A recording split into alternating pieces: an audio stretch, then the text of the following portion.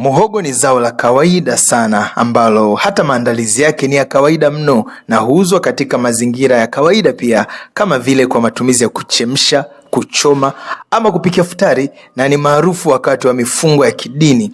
Pia muhogo huo ukiongezwa thamani unageuka kuwa fursa kubwa, na hizi ni baadhi tu ya bidhaa ambazo zimeongezewa thamani kutokana na muhogo. Zipo tafiti mbalimbali zilizofanyika kuhusiana na uongezaji wa thamani wa zao la muhogo na kuweza kuwa fursa kwa vijana. Kituo cha kuwatamia vijana kwa maana ya kuwa nao na kuwapa stadi za uongezaji thamani zao la muhogo, Taasisi ya Kimataifa ya Kilimo cha Kitropiki IITA, nje kidogo tu ya jiji la Dar es Salaam, ni miongoni mwa taasisi zilizo mstari wa mbele kutafuta fursa kupitia zao hili la muhogo. Frederick Baijukia ni mtafiti kutoka IITA.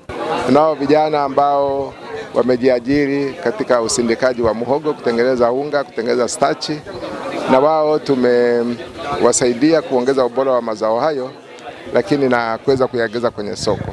Lakini kuna wengine wanaongeza thamani ya muhogo, unga wa muhogo, kutengeneza keki, kutengeneza mikate na vitu vya namna hiyo, na wao kuweza kuongeza thamani ya huo muhogo na kupata soko. Lakini kingine kikubwa ilikuwa ni zana ambazo wanazitumia katika kuwawezesha sasa kupata vitu hivyo.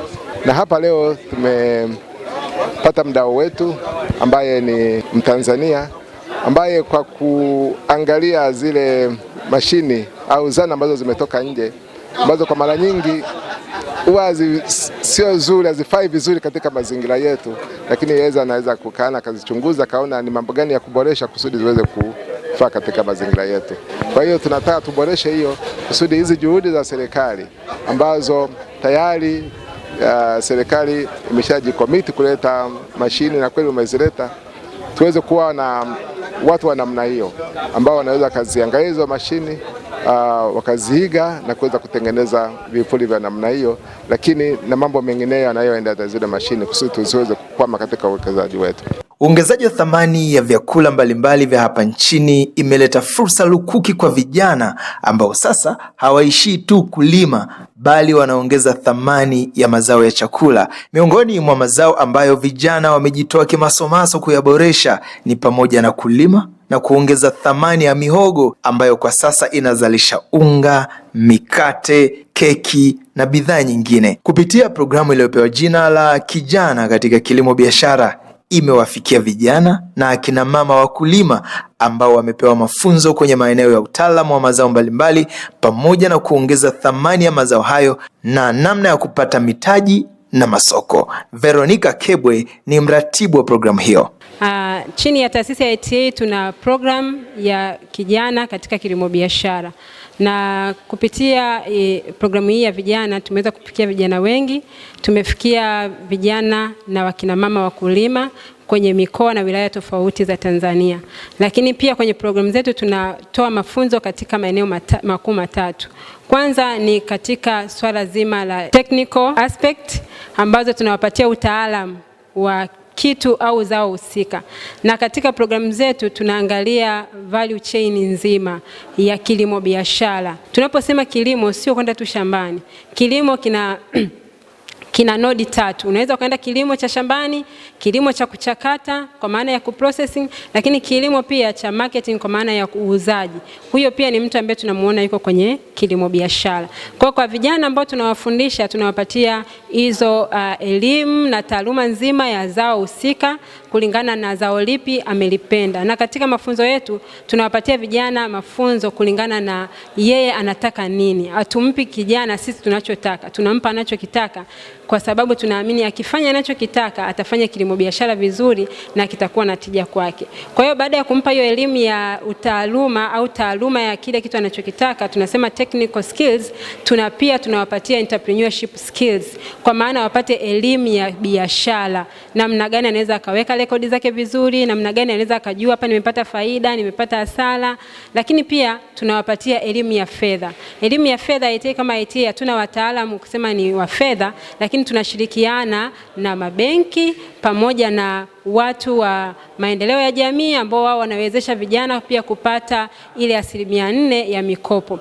Kwa hiyo kama sasa tuna makubaliano na NMB Foundation ambao wao wanatoa mafunzo kwa vijana juu ya elimu ya fedha, lakini pia tunashirikiana na halmashauri. Kuna baadhi ya halmashauri ambazo tumesaini nao MOU, na lengo kubwa ni kuwawezesha wale vijana ambao sisi tumewafundisha, wao sasa wanamalizia ile gepu ya wao kuwezesha au kuwawezesha kufanya kilimo biashara. Kwa wanapata zile fedha ambao sasa wanazipata kama mkopo, ile 4% ya kutoka kwenye halmashauri. Kwa tunao vijana hapo nje ambao ni wanufaika wa mkopo. Kuna grupu moja wamepata milioni 73, kuna grupu lingine wamepata milioni 15, na sasa wanafanya vizuri. Hao ni vijana wetu ambao tumewafundisha, na kwa kushirikiana na halmashauri, maafisa wa halmashauri, tumefanya vizuri na bado tuendelea kuwa incubate kwenye kilimo biashara.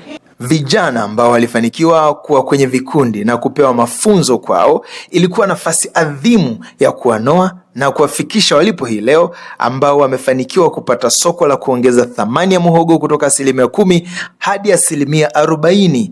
Huyu hapa ni Neema Msafiri, miongoni mwa wanufaika na mwanakikundi. Tumeongeza thamani ya 40%, maana mara kwanza walivyokuwa wanaanza walianzia na 10% ya unga wa muhogo.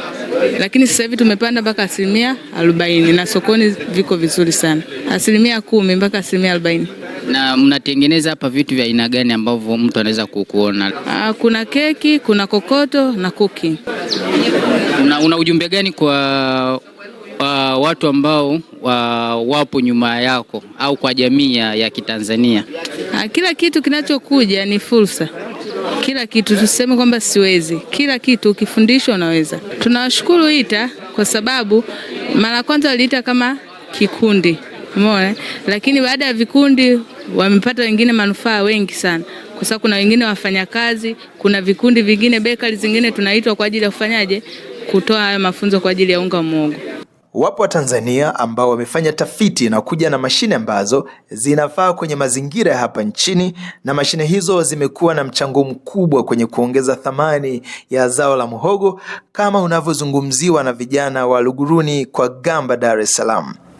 Mhandisi Peter Chisawilo kutoka kampuni ya Intermec anajivunia ushirikiano wa taasisi ya utafiti kufanya kazi na sekta binafsi, ambapo imekuwa rahisi kuwafikia jamii kubwa ya Kitanzania. Kampuni ya Intermec Engineering Limited kazi yake kubwa ni kusanifu, kubuni na kuunda mitambo mbalimbali ya kusindika mazao baada ya kilimo. Lakini pia tunajihusisha na zana ambazo zinaweza zikasaidia kilimo chenyewe kwenye awamu ya kwanza ya kilimo. Tumekuwa tukifanya kazi na IITA kwa miaka 23 sasa, na hii ni mfano wa umuhimu wa taasisi ya utafiti kufanya kazi na kampuni ya sekta binafsi ili kuleta manufaa kwa jamii kupitia mitambo ambayo inaweza ikasaidia kuongeza thamani ya mazao mbalimbali. Lakini na IITA tulikazana sana kwenye swala la mihogo, ndio kitu ambacho kimetufunga sisi. Na katika kipindi hicho sio tu tulibuni na kuunda mashine mbalimbali za kusindika mihogo, pia mashine hizo tulienda kuwasaidia wanavijiji mbalimbali waliokuwa wamezinunua namna ya kuziendesha na namna ya kufanya kazi ambayo itatoa mazao bora, kama ni unga au kama ni wanga au bidhaa nyingine zozote zinazotokana na muhogo. Na katika kipindi chote hicho, kazi zote hizo zilikuwa zikifanyika kati ya sisi na IITA. Pia tulipata muda wa kufundisha waundaji wengine wa zana kama za kwetu ambao wanatoka katika nchi mbalimbali katika eneo letu la Afrika hapa. Tuliwafundisha watu waliokusanyika kutoka Mozambiki, Malawi, Zambia, Kongo DR, Rwanda, Burundi, Uganda, wote tukawafundisha namna ya kufanya hizi kazi kama sisi. Lakini mpaka sasa hivi tunaona kama mwamko wa kutengeneza mashine za namna hii huko kwao haujawa mkubwa sana. Kwa hiyo bado tunaendelea kupeleka mashine kwenye nchi hizo ili kukidhi mahitaji ya matakwa ya teknolojia, kwa sababu teknolojia hii imewainua na vijiji wengi hapa nchini. Tunatoa shukrani nyingi sana kwa IITA, lakini pia kwa taasisi nyingine kama SUA, Wizara ya Kilimo ya Tanzania, pamoja na taasisi nyingine ambazo zimekuwa zikitoa msaada kwa wana vijiji waweze kupata, ikiwa ni pamoja na halmashauri pamoja na NGOs wanaziita nini, taasisi za hiari. Hizo zote zimefanya kazi kubwa sana ya kusambaza teknolojia, lakini zaidi kuwasaidia wanavijiji kuondokana na umaskini kutokana na kuwa na rasilimali ambayo waliongeza thamani na kupata faida zaidi. Ushirikiano kati ya serikali, taasisi za utafiti na sekta binafsi umeendelea kuwa nguzo muhimu katika kufanikisha jitihada hizi na hivyo kufungua fursa mpya za ajira, kipato na maendeleo endelevu kwa jamii. Uongezaji thamani katika mazao mbalimbali Tanzania na Afrika ni jambo linalopaswa kuwekewa mikakati madhubuti. Mimi ni Dennis Mwasalanga.